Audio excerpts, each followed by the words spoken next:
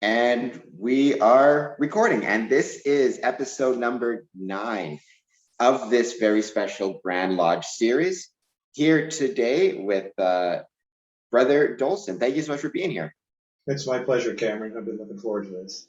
We all recovered back from speaking purgatory, back from Yeah, from a little bit of laryngitis. I don't know where it comes from, but still a V. I am glad that you are feeling better and glad that you could join us.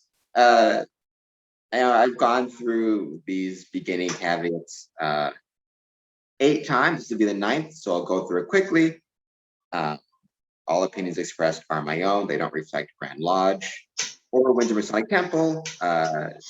This is not meant as a endorsement of any particular candidate, but rather a chance to give every candidate the chance to speak. If you are a candidate for Grand Lodge and for whatever reason I haven't managed to find you or get in touch with you, my email's on the bottom of the screen. Get in touch, and I got a pretty quick turnaround for getting these up. This, as of right now, this episode will be the last in the series of these candidate ones. I am still waiting though to schedule a few more. So far we've had one every day since basically last Sunday. There will be a little bit of a break now until the next one, but I do have some more I'm working on scheduling. And once those are ready, I'll post the links on Facebook, social media, all that good jazz. And with that, Brother Dolson, thank you again for being here. It's my pleasure. This is a good opportunity for brethren to get to know the candidates. If we were live and in person, we'd be going to meetings and meeting people pretty much every night of the week, and we do that on Zoom. But this is a nice way to reach out to more brethren at a time and to have an idea of who you're looking at for voting. So that reaching out, you've been kind enough to join us in one of my lodges, my affiliate lodge, Harmony Lodge, right? You took part in a Zoom meeting with us. And I know you've been around the district at other, I guess, go-to meetings, I should say. What have you found, how have you found in Ontario especially, the Masonic response to moving more and more into the virtual world? I think there's been an absolutely good pickup on that. Some lodges jumped right on the bandwagon a year ago, shortly after we were put in lockdown, and others have taken more time to get going. But for the lodges that have embraced the virtual technology in the meetings, it's been fabulous. I mean, where else can you go and meet brethren from literally around the world and have speakers of the highest caliber come to your lodge here in Southern Ontario and get some high-class education for the brethren? And I mean, Masonry is about education in a big way. I think it's been wonderful. You bring up education. One thing I've been trying to do with this podcast, and we touched on this a little bit offline, is bringing in speakers and introducing topics that may seem to that come from outside of Freemasonry, but yet have a connection to and can help to inform our understanding of the craft, such as Professor Andrea from Neuro AU and her discussions on the effects of architecture and angles and geometry on our neurology and kind of our emotional and selves. I guess, are you seeing, when we talk about education and an increase in that, just what are your thoughts on bringing in ideas and speakers and guests from outside of the craft and using them to help kind of create a fuller Masonic experience? I don't have a problem with it, but we have to be careful how broad we make our spectrum of education, because some brethren might be quite interested in Jewish Kabbalah and the Tree of Life, and the Neuro AU that we talked about just before we came online, a professor from Brazil who you did a podcast with, and they're a bit on the fringes, but I don't see a problem with doing that. I've gone to, I'm a bit of a, I must admit, I'm a bit of an internet junkie. I've gone to more than one Zoom meeting since last April, and the range of education has gone from what we would call simple discussions on a working tool to complex esoteric discussions on fringe topics. So it runs the gamut, and the great thing about Zoom or GoToMeeting or whatever the platform is, if you log in and it doesn't quite turn your crank that evening, then you don't have to hang around, or you can hang around because most of the Zooms have a little bit of sociability. So it's a great smorgasbord of education from my point of view. So you are, you are here as part of the Grand Lodge 2021 Candidates Series. That is a very good place to kind of start early.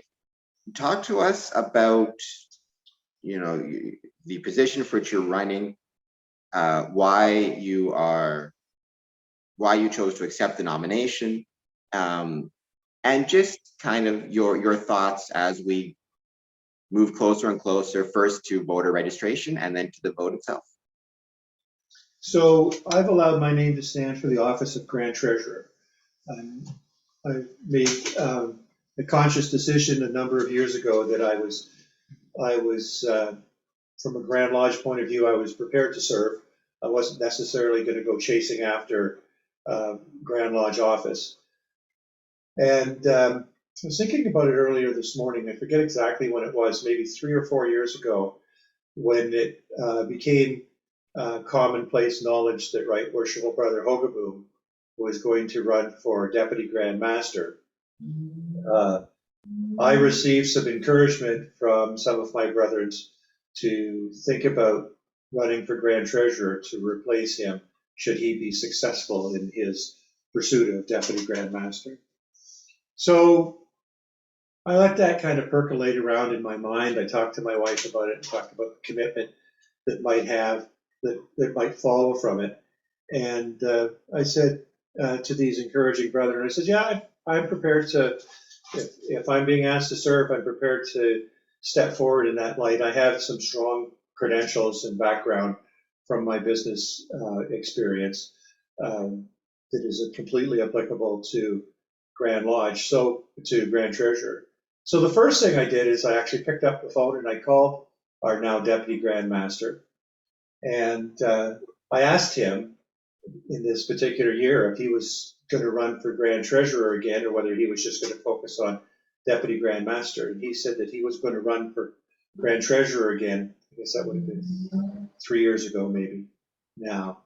And I said, that's fine. I have no intention of running against you for Grand Treasurer, but I wanted you to know that I have an interest should you be successful in Deputy Grand Master. And I just wanted to find out if you were going to run this year. So that's kind of what led me to the decision. I feel comfortable with running for Grand Treasurer because of my business background primarily, and the time I spent at senior executive level in multinational business. I may not be a CA, but I'm completely conversant with dealing with financial matters in multiples of the size of Grand Lodge, and I'm particularly interested in strategic and visionary management as it relates to finance. So looking forward and planning.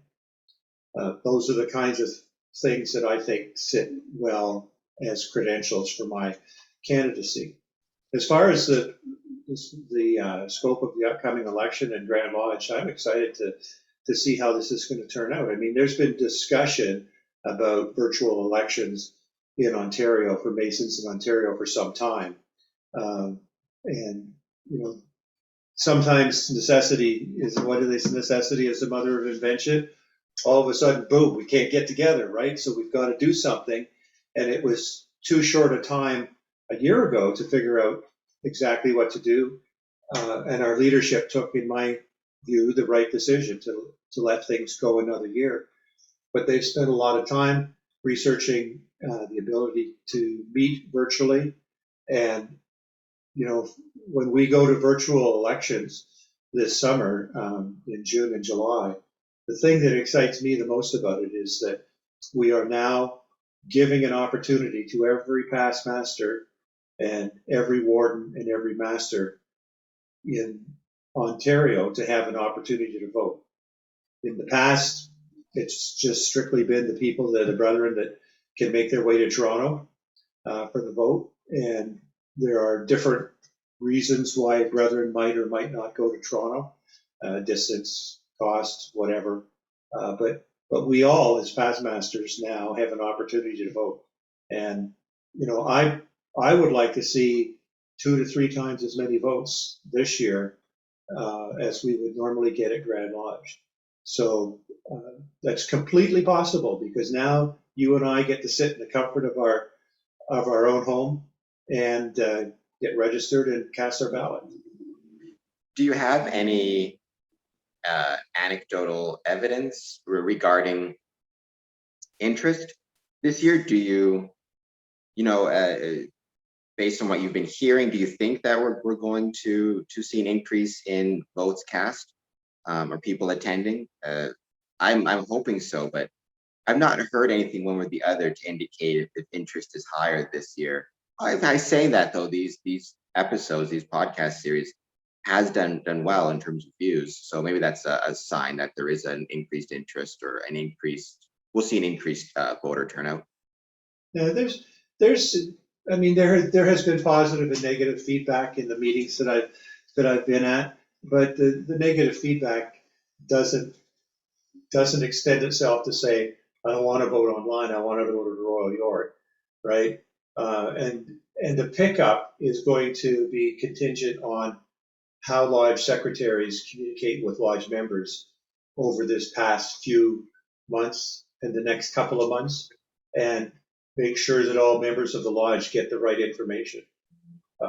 I don't see any reason why it shouldn't be a big pickup because it's so easy. And you know, you used to hear people say, "Well, I wish I could go to Toronto, but I can't for whatever reason," right? Now you can be one of the considerations that they made at the Grand Lodge level, according to our Grand Secretary, I was in a meeting with him. I forget who was hosting it, but Zoom last week, and he said that one of the things they considered was the amount of time that they leave open for voting, and they've left a couple of days open for voting.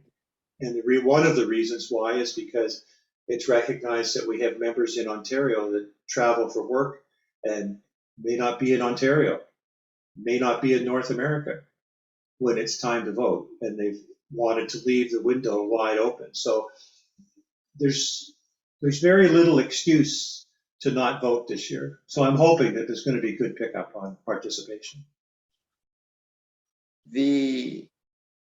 As somebody who is, and you discussed it, familiar with large numbers and working in businesses where you have significant dollars and all of that type of financial acumen, but also just as a Mason, as someone who is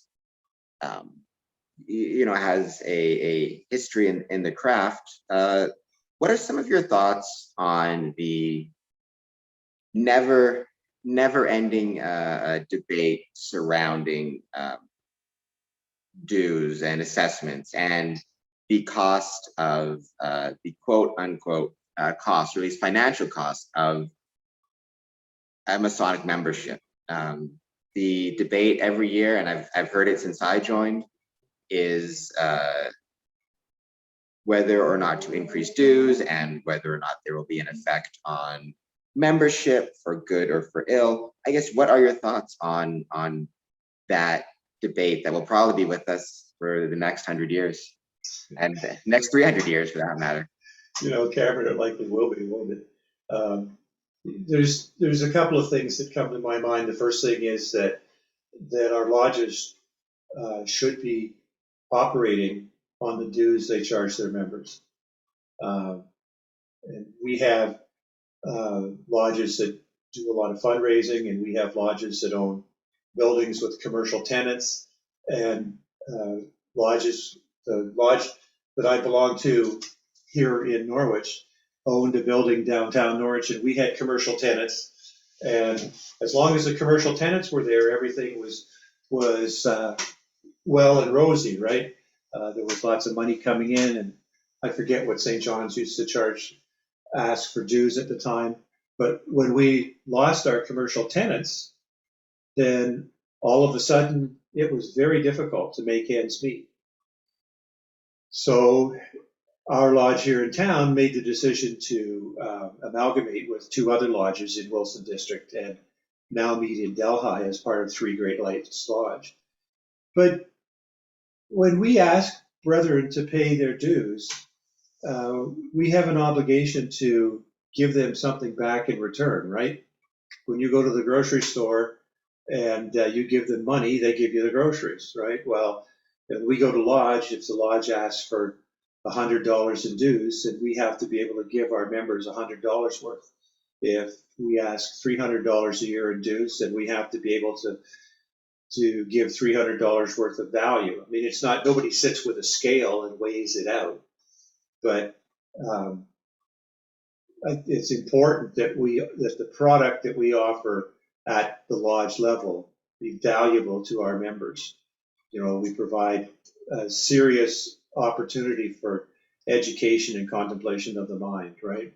And I belong to Templum Lucis in Stratford, one of the observant lodges in the district, and our dues are $300. And when we set the dues at $300, we had people tell us there's no way people are going to come and pay $300 to belong to your lodge. But in the grand scheme of things in Ontario, $300 is not expensive. We have lodges in Toronto that charge $1,000, and people line up to pay that. So it has a lot to do with the environment that lodges establish, right? And if a lodge is capable of making ends meet at $60 per member, and somebody wants to put it up to $100, then yep, there's going to be an animated discussion about that one, isn't there? If there's no big change. But if you're providing $300 worth of value, then we don't have a big membership at Templum Lucis, but we have people wanting to join. What is the Masonic Product? When I use that word, it's amazing how the mind works, right? You can multitask and things happen quickly. And when I use the word Masonic Product, I said, I wonder what that means. It's what we offer to our members, and it's the experience you get when you go to lodge. So I'll use my lodge at Stratford as an example. When you come to visit at Templum Lucis, you get a formal sit-down served dinner at a festa board with a full program of toasts and educational speaker and full protocol. Then we go upstairs to lodge and have the same lodge meeting that we would have in Windsor, but my saying is it's the same everywhere, only different, right? And the lodge meeting in Stratford is different. The room is lit by candlelight. It's very quiet. There's strict decorum about speaking only when the master allows you, has recognized you, right? We have education in every meeting. The work is expected to be done at a high level of proficiency, with no side prompting only if necessary from a designated prompter. So the product is the experience, right? We have music in our lodge in Stratford, and I don't know if you've had an opportunity to join Templum Lucis at our speaker series once a month, but we have made a connection with a brilliant young Mason from Miami, Florida, Josker Porchke, who is a talented musician and has been playing piano music for us at our online meetings. And the feedback that I've received from people from brethren who have come to Templum Lucis or maybe at Bath at Templum Fidelis is that this is an experience that they're looking for. And it's maybe more ripe for discussion and mental gymnastics, or stirring of the mental faculties.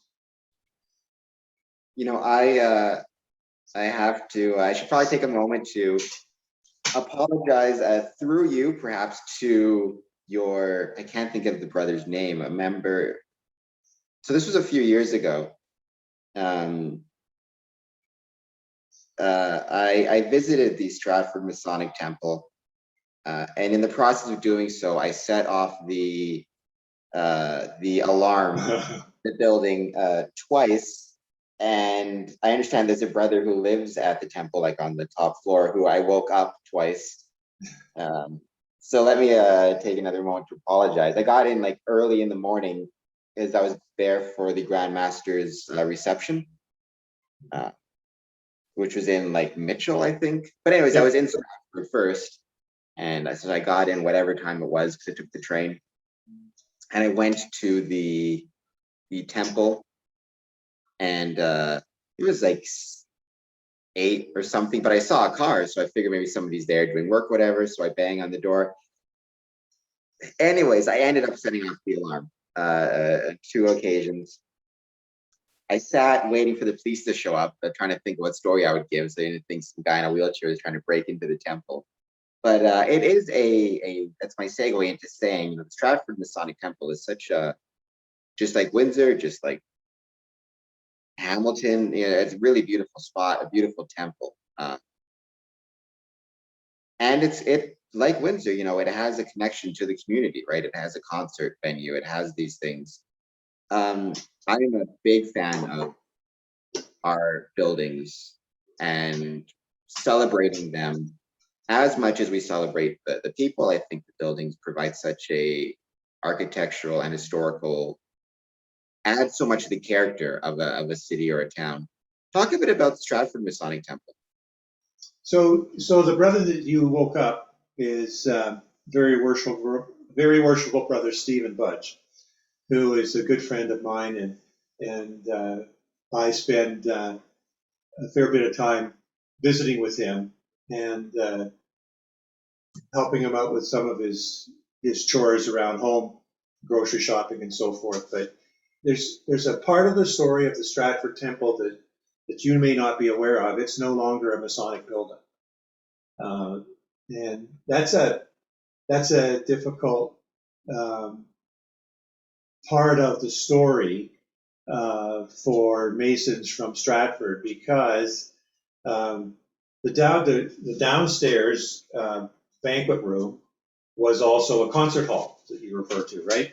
With a full stage and full complex modern sound equipment and lighting, and the acts that came there were not the first run acts of today, but the ones that could play to a house of 120 to 150 people, right? And I've been to several concerts there. Financially, the building was always kind of nip and tuck, trying to make ends meet. And the concert hall had a big part in making ends meet, right? Profits from concerts. Unfortunately, concerts also sometimes have losses. If they ever hired, I don't know how well you sing, but if they ever hired you and I to be the lead act, they likely wouldn't make much money on us, right? So after the pandemic started last year, the board of directors of the Temple Corporation made the decision to sell the building, and the building was sold in July.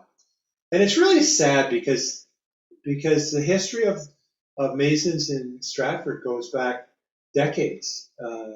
There are two lodges that have been in Stratford for a long time, Stratford Lodge and Tecumseh Lodge, and with Templum Lucis that made three, and there were concordant bodies, all York Rite concordant bodies that met there, and there was lots of history on the walls, right? I mean, that's one of the great joys about big buildings like uh, Windsor, which is bigger than Stratford, and Stratford was a big building. Uh, Lots of history on the walls, and to get there for a meeting the first time you go, you always want to try to get there early. I mean, I do that with whatever lodge room I go to because I like to find out what this history is. Like, who are the people on the walls? What are the artifacts on the walls? And it was difficult for. In fact, I don't even know how difficult it is because we haven't met in person. But it's been difficult for some members of the Stratford Masonic community to try to move on. And now we're That, looking sorry, for homes. You know. does that connect back to, that seems like a very good connection to what we talked about earlier, which is as you touched on, right, talked about the importance of uh, having dues at a level that sustains the craft and not relying on, uh, not relying on commercial tenants or outside events or whatever it is to make up the difference. Because as you pointed out, once a pandemic hits, once the dues are something that at least the lodge can control, outside events, third parties, commercial interests, those are just things that really cannot be controlled. And so, just like you talked about, right? It's just a good example of the necessity of maintaining your dues. Yep, absolutely. And has there been any talk with the new owners of the building in terms of uh, maintaining some of the Masonic character of the property? I'm thinking of, for example, Oriental Lodge or Oriental Theater in Chicago, uh, which is in the Loop. It was originally a Masonic temple, um, uh, built in the 1920s, as they all were, or many of them were. Even though it's no longer owned by the Masons, it's now Oriental Theater. It's kind of one of those Chicago landmarks. They still maintain a lot of the Masonic. The square compasses are on the front facade, and when people go in for a show, there's mention of the history of the building and of its beginning as a Masonic temple. So credit to both I would imagine it's the Grand Lodge of Illinois, but also the Oriental Theater for making sure to maintain and recognize the Masonic history of the building, even in 2021, 2020. And I'm not sure what the new owners of the building are going to do with it, what their specific plans are. Of course, if we hadn't been dealing with the pandemic, we likely would have already seen what they wanted to do.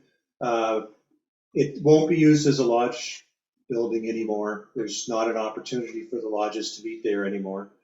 That was made clear. So all of the Masonic furniture and paraphernalia that was movable has been moved and is currently in storage. But there are definite Masonic touches to the building that will stay um, for however long. I mean, one of the most prominent that I enjoy seeing, I was in Stratford just on Thursday and drove by the lodge building. In 2014, there was a cornerstone laid um, for an addition that the Temple Corporation put on to make the lower hall more useful for entertainment. And it's the square and compass with 2014 right in the brickwork, and in behind is a time box. And that cornerstone was handcrafted by Brother Stephen Budge, the one that you woke up out of bed. And that history will be there likely forever. I mean, there's whatever forever means, right? But there's no reason to take it out. People know the building as the Stratford Masonic Concert Hall. So yeah, and my for whatever it's worth, not that I have any say in anything, but to the new owners, and also to the Masons, in and around the Stratford area, the that history and that Masonic character, it adds a great deal to a building, whatever its current use is, right? It really does bring something special to the building. So when you are passing by it, or if it's being used for something, it never hurts to mention that history. Like I said, Oriental theater in Chicago, it does it, and it's something that just adds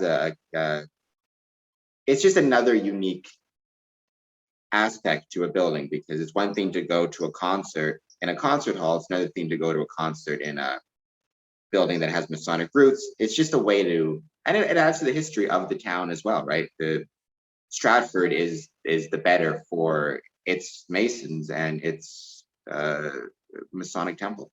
Absolutely, absolutely. And that brings up another point. So there's the Masonic product in the sense of what Freemasonry provides to its members. But what about the things that Freemasonry provides to its communities? That's been kind of a hobby horse I've been on lately. Um, there's a lot of economic and community benefits that a Masonic temple and a Masonic lodge in particular brings to its community. Even something as simple as, the need for catering 2 meetings a month in normal times can be of great assistance to a local business, to a smaller restaurant, going out after lodges, doing events. Um, I just, there's what Freemasonry provides to its members, but can you talk a bit about what, in your opinion, a Masonic lodge provides to its community? Well, from my experience, there's a variety of things that the lodge provides to the community. I mean, there are simple things like catering, right? If the lodge is meeting on a regular basis and is doing a festive board or having a light lunch afterwards, that has to come from somewhere, and there are caterers in every community. The lodges that I belong to tend to use local caterers as much as possible. One of the things that some of the lodges I belong to have been involved in is supporting the youth in the community, and through scholarships and bursaries at the public school level and the high school level, and doing that visibly, in the sense that it's when it was here in town, it was St. John's Lodge number 104 presenting a bursary at the high school. Our lodges all participate in the fabric of the community, and one of the ways they do is by participating in cenotaph services on Remembrance Day every year. The cenotaph here in Norwich, where I live, is just a block and a half, 2 blocks from our house, and my wife and I would go down and attend the services. And some years I've been asked to place the wreath on behalf of the Masons. And I think something that we do for the communities where our lodges are situated is we help to elevate the moral and intellectual status of the community by the way we act together as brethren. Right? We get together. It's been well overworked, but Masonry makes good men better. Well, if you make men better, and they live in the community, then your community will benefit from that. It's a matter of making good role models for young men in the community. It kind of makes the community shine. Any lodge that I belong to has been a bit of a shine in the community. So I'm a very stupid person. So for this next question, you'll have to use small words. If you know anything about this, this is just something, and as someone who's been involved in, we're running for Grand Treasurer, been involved in finances and businesses. This is something I've been trying to research, but I'm not smart enough to figure it all out yet. Cryptocurrency, or more particularly,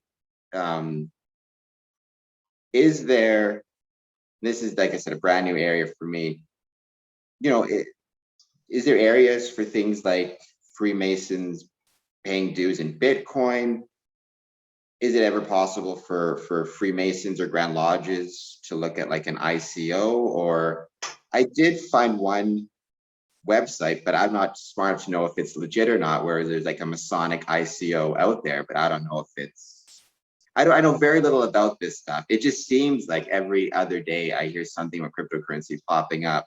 I'm just curious about what, if any, connection there is or could be between Freemasonry and cryptocurrency.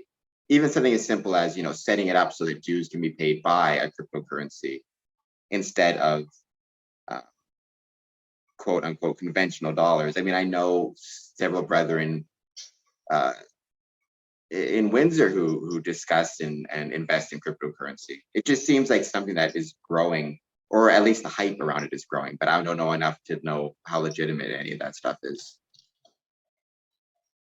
Well, I have to admit that I know very little about cryptocurrency. All right, well then you and I are Did I just go away? So, no, I got Hang you. on a second. It'll come back. There, am I back now? I got you. Yeah, you never left. You never left. Okay, well, the sound disappeared from my screen. I don't have a lot of experience. I don't have any experience with cryptocurrency, so I would be way out of my league to offer an opinion about whether or not it could be used as a payment vector in masonry. One of the reasons why I don't know much about cryptocurrency is because it was never used in our business world.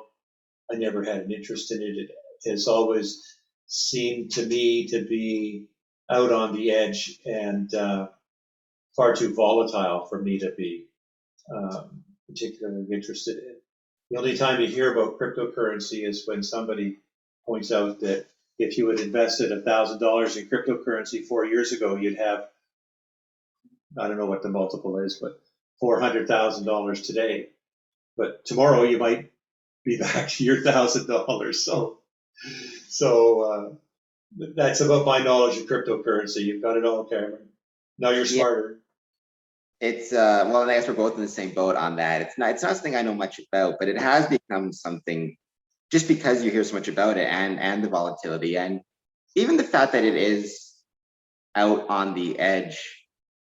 That does, it's interesting to think about, because it's that classic the struggle between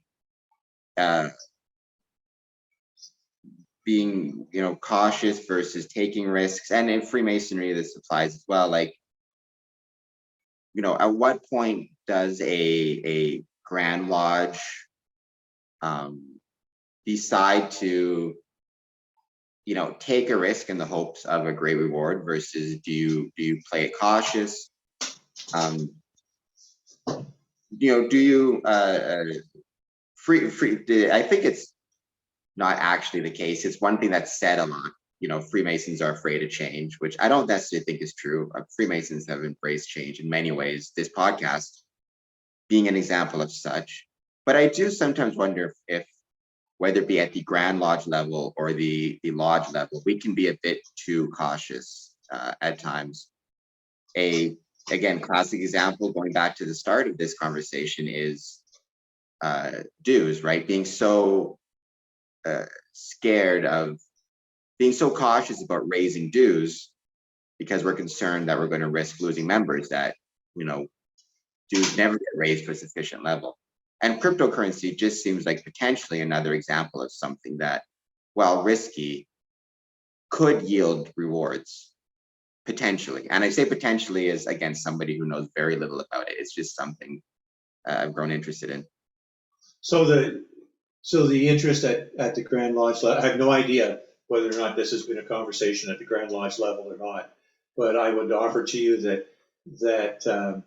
today, the risk quotient acceptable at Grand Lodge is likely far too low to accept something as volatile as cryptocurrency. Because what we're talking about is part of the management of the resources of Grand Lodge, or of an individual lodge, of Harmony Lodge, let's say, or my lodge here at home, Three Great Lights. Lodges are not prepared to enter into high risk situations that might gain financially, but might also lose. Because I mean, every time you have a financial transaction where somebody gains, is the opposite side of the transaction where somebody has likely lost, right? I know lodges that own stocks and bonds as part of their investment portfolio, lodges that have money, but there's also lodges that have money that would never go and even buy stocks in the big banks in Canada. So it has to, you have to melt the ice first and get people prepared to risk finances. And our Grand Lodge has a nice little nest egg of finances, but it's not something that is big enough that sets us off for life, right? So we don't want to be making financial decisions that could cost us that comfort. More in a general sense, leaving aside cryptocurrency or even finances, but more in a general sense, what do you think could be an appropriate way to think about the risk quotient for Freemasonry in terms of whether it be, planning events, trying something new, trying something different?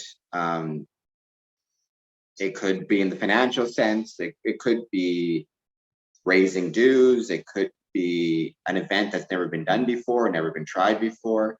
I guess when Freemasons are considering, adapting and improvising and changing based on whatever the circumstances are, or trying something new, what suggestions would you have for that lodge and that Mason if he wants to engage in some type of risk? Sometimes has a negative connotation, but some type of challenge for himself or for his lodge.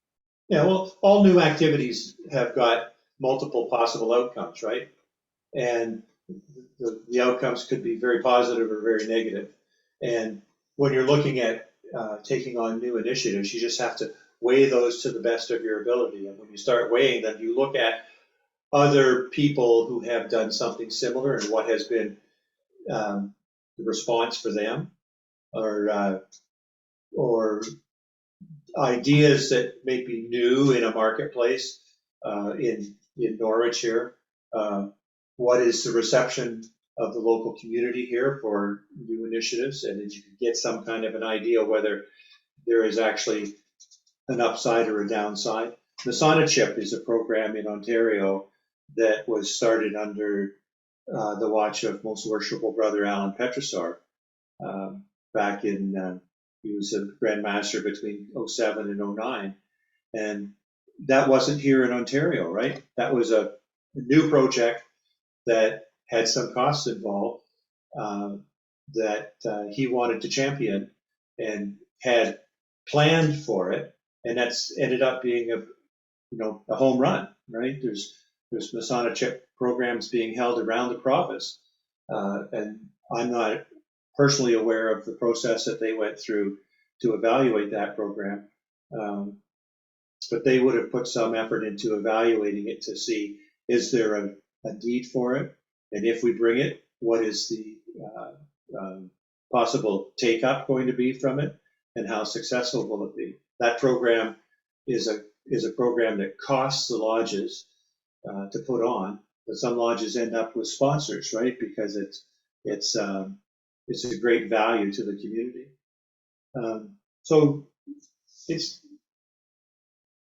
I don't like hearing people say that Masons can't change.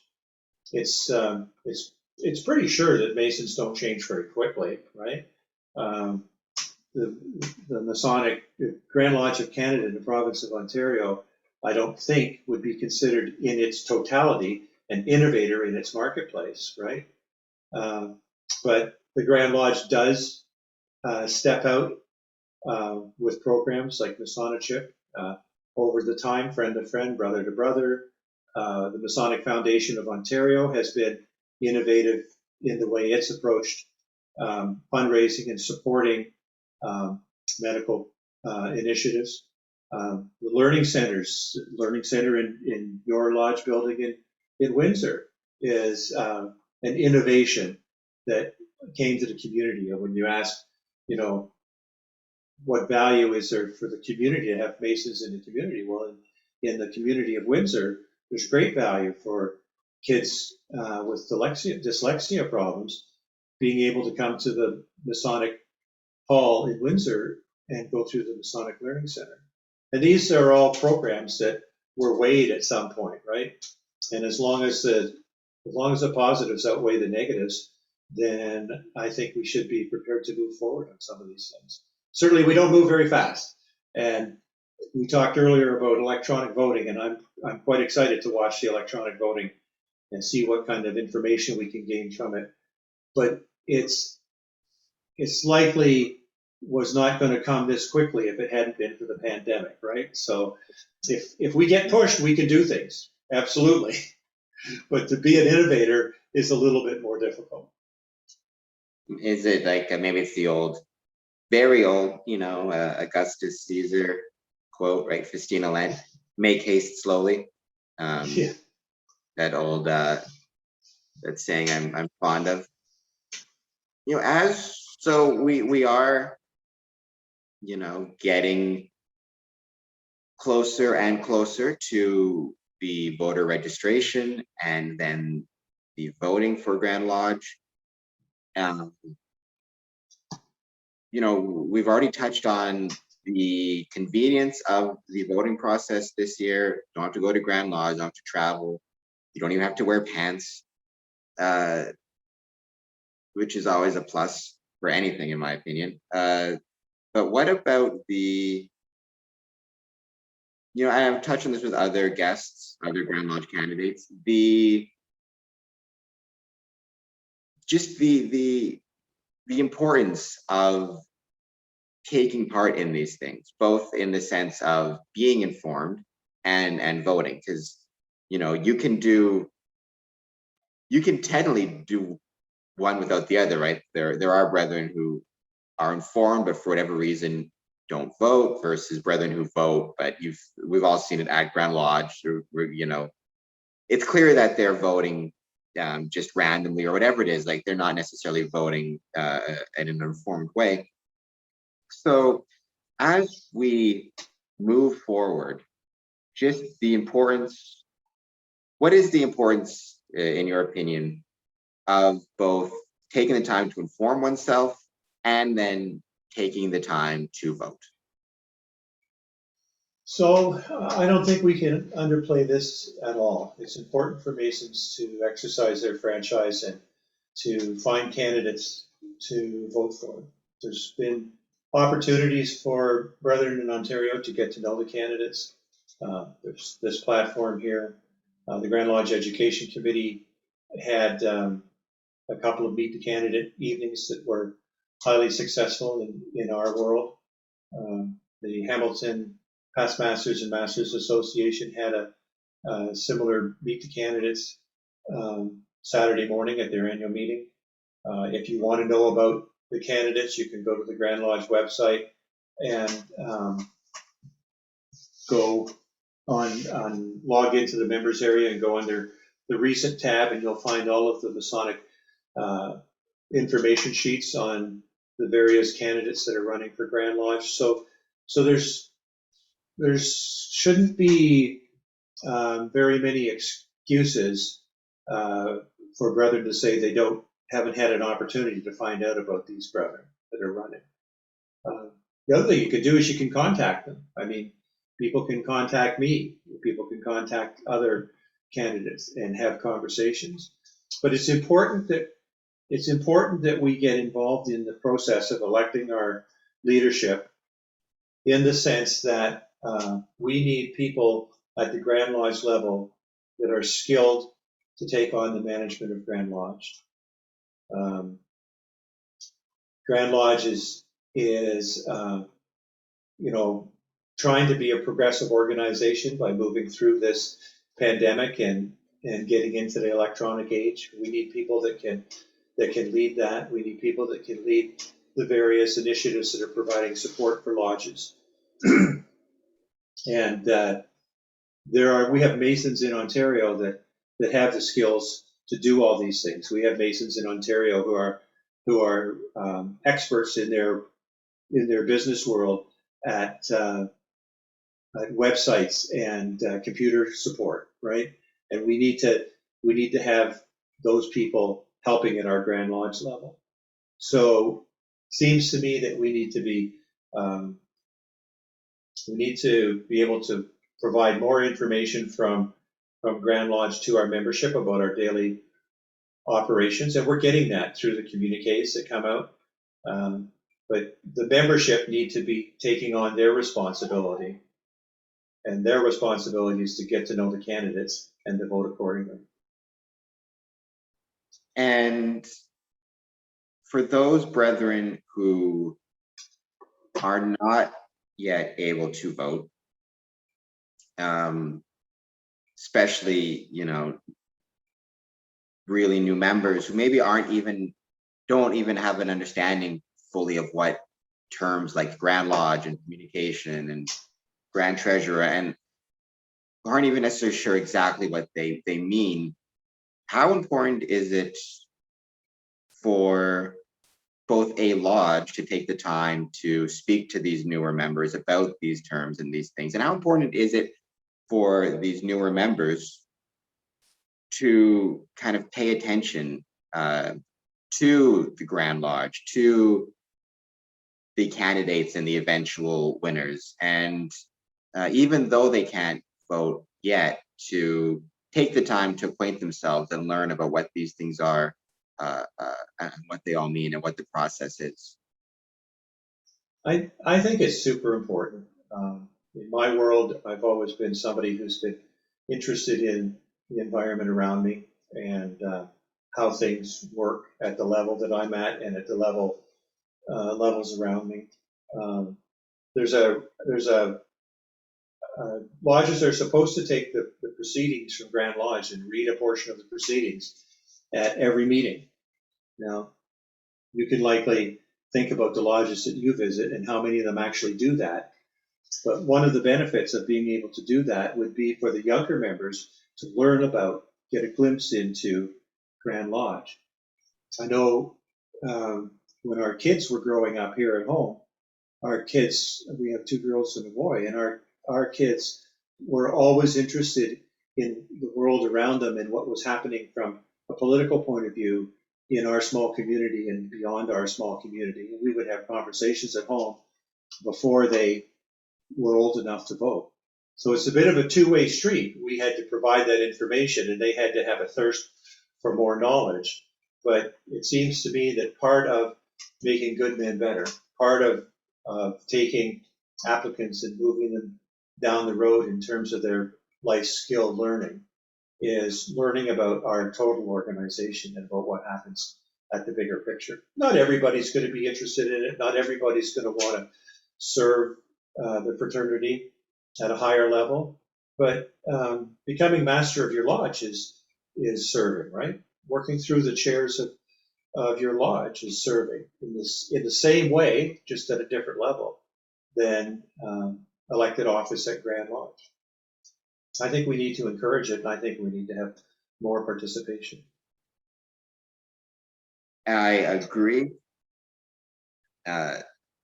More participation in any level, at any level of Freemasonry, can only be a benefit to the craft. And with that, I think that is a good place to leave it. You did mention, though, that brethren can contact you if they want. So throw out your contact info should any brethren want to talk to you more about I suppose, your candidacy in particular, but I'm sure you'd also be willing to discuss Freemasonry in general, because you certainly have a wealth of knowledge you could provide newer and more experienced Masons. Absolutely, thank you. Yeah, the easiest way to get hold of me is to send me an email. And my email is simple. My name is Neil Dolson, and my email is neil@dolson.ca. And I can't make it magically appear on the bottom of the screen. Maybe I can. I'll see what I can do. But maybe you can do that for me.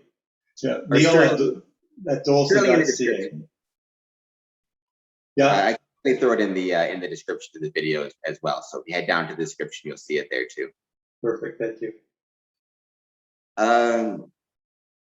You know, I'm getting better at this. Remembering to tell people, if you enjoy the podcast, there's a like button, there's a subscribe button. You can leave a comment. You can support the podcast on Patreon if you want to send any money my way. You can send me Bitcoin if you want. I don't know how it works or how I could access it, but send me a link and I'll see what I can do.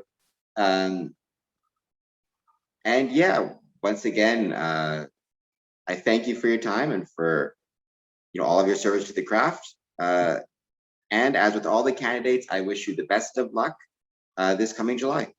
Thank you so much. It's always a treat to spend some time with you, Cameron. I've always enjoyed your company. Thank you so much. All right, brethren. Till next time.